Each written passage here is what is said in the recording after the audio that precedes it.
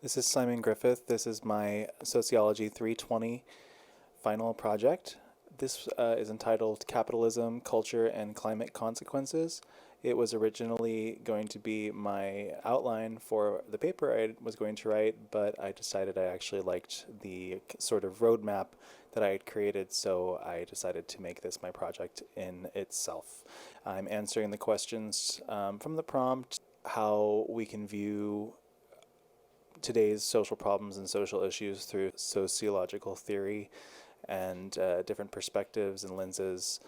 I believe that these topics you see on your screen are best viewed through multiple sociological lenses. So I'll show you what I think as far as the different lenses go. I'm trying really hard to move quickly because I have a lot of content and I'm trying to make it fall under 10 minutes. I'm also challenging myself to not say so we'll see how that goes. Had to wait for the ambulance to go by there. Okay, so first, the rise of consumer society and hyperconsumption, I believe, written about by Baudrillard. I mean, we are clearly living in a world that's increasingly driven by consumption, and we are living in a world that's interacted with through simulations, frequently in virtual reality, augmented reality, video conferencing like Zoom, webinars, and digital currencies. We're constantly developing new means of consumption, which were written about by George Ritzer. When George Ritzer wrote about the new means of consumption, he wrote about it in the sense of shopping malls and home shopping network. But I think in 2022, in this context, I think about items like NFTs, cryptocurrencies. NFTs are not a tangible object that you can buy. They are, by definition, a simulation. And they're bought and sold with Ethereum, which is a cryptocurrency that is also not a tangible currency. It's a digital currency. It also has really severe climate impacts of the energy it takes to run an Ethereum transaction because of all of the complicated problem solving a computer has to do. One Ethereum transaction is the equivalent of 100,000 Visa swipes. So there's a lot of computer processing going on, and then also the implications of going cashless and what that means for us as a global society.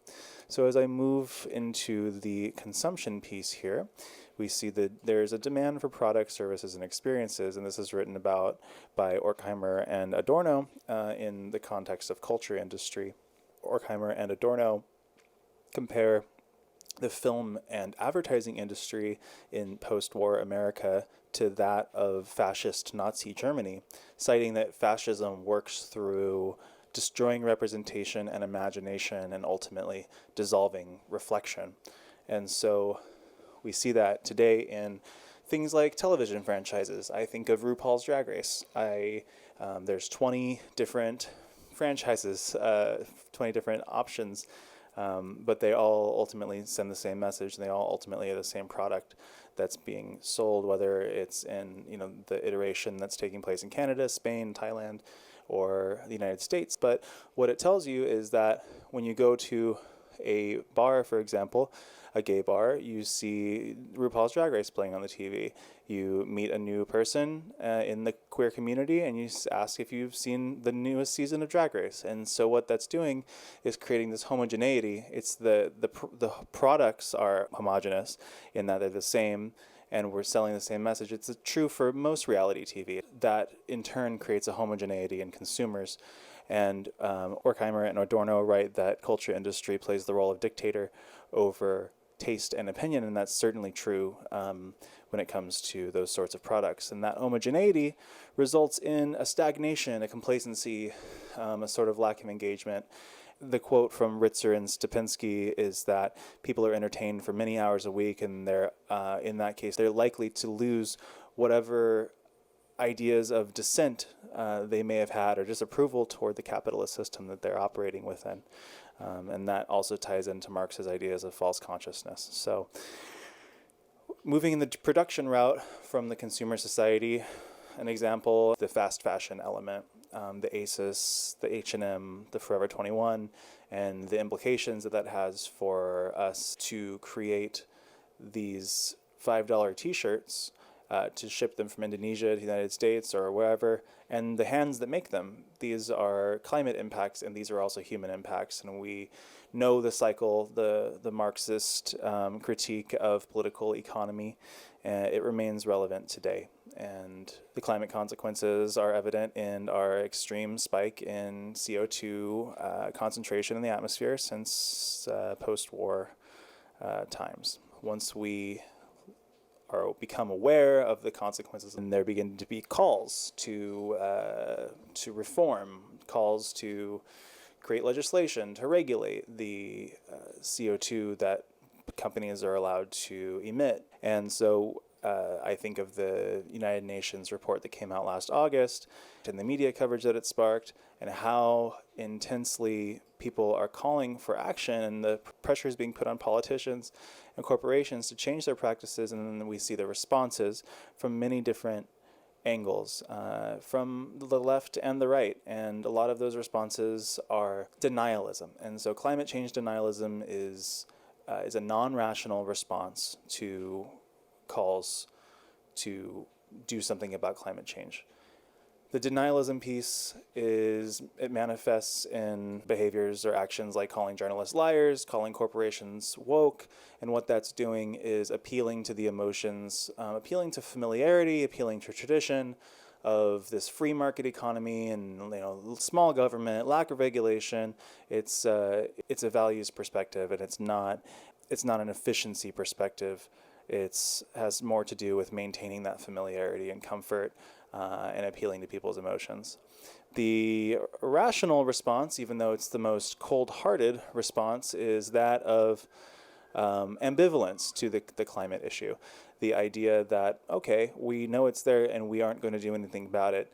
We might say we're going to do something about it, but we aren't actually, and because we are aware that corporations are going to profit off of not taking action, and that will usually be the case. The lack of foresight, but the efficiency that creates profit for you today, right now, and maximizes all of the benefits that you can possibly access as a corporation or a politician right now. And then there's the middle of the road, the sort of greenwashing, the acknowledgement of the climate change, but the failure to meaningfully act. For example, the Green New Deal that fails, and we mourn and we are bummed about it, and then we move on. Or I think of the Paris Climate Accord and how we can so easily jump in and out of it, and it doesn't really make all that much of a difference. I'm not gonna go in too deep about the different types of effects that these industries have on the climate, but I want to focus mainly on fossil fuels and the deforestation piece. And we are aware that all of these industries have unsustainable practices. They all are emitting greenhouse gases into the atmosphere, and those greenhouse gases lead to a greenhouse effect, which leads to warming oceans, rising global temperature, and ultimately the impacts to habitability of some regions on Earth. And when I say some regions, I'm mentioning this because some regions are going to be impacted more immediately and more intensely than other regions. And I'm talking about the global South and the global East are going to experience this sooner than the West. We're talking about impacts on water availability, crop production, rise in infectious diseases and malnutrition, temperature extremes, flooding. All of these things lead to displacement of people, impacts on well-being, death. We are cutting down whole sections of the rainforest to make room for cattle, and there are people there that are being displaced. And so this brings me to Coulthard saying that dispossession and colonialism never ended. Settler colonialism was not a period that began and ended, whether or not European expeditionism, that period came to an end, but colonialism is an ongoing practice. It's perpetual. It's all put in place to continue to structure the capitalist social relations right now. And this is not something that has ended or probably will end anytime soon. So that's one lens we can view those sorts of implications of climate change through.